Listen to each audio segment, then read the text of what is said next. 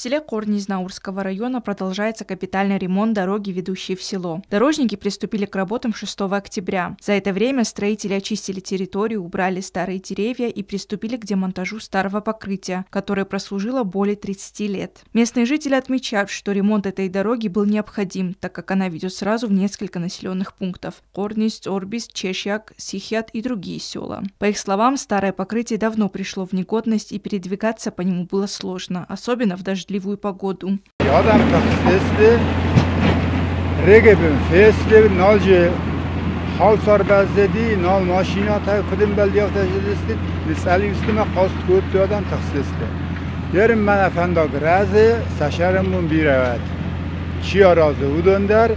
В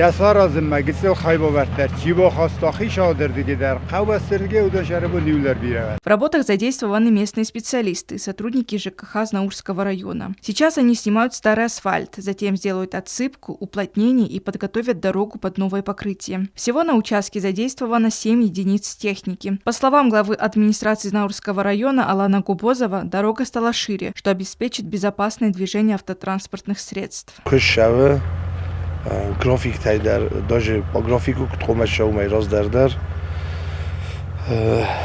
витахай мамана погодата фақат агар туҷе ивенҷ шамай успевод канам асфалт сабара витахай собот дар махшо бундар сарохизин канам бойдам кушета мамана кусенҷ я думаю что под асфальт қома шатта канам до конца месяца мамай началайта қома уже асфальт.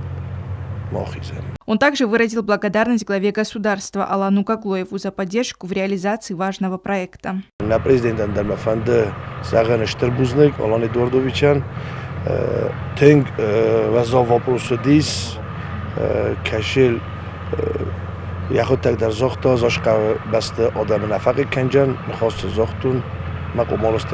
Специалисты стараются ускорить работу из-за погодных условий, так как в осеннее время дожди мешают проведению асфальтных работ. Однако они обещают уложиться в ранее обозначенные сроки. Алина Эльфимова, Заур Устаев. Информационный выпуск сегодня.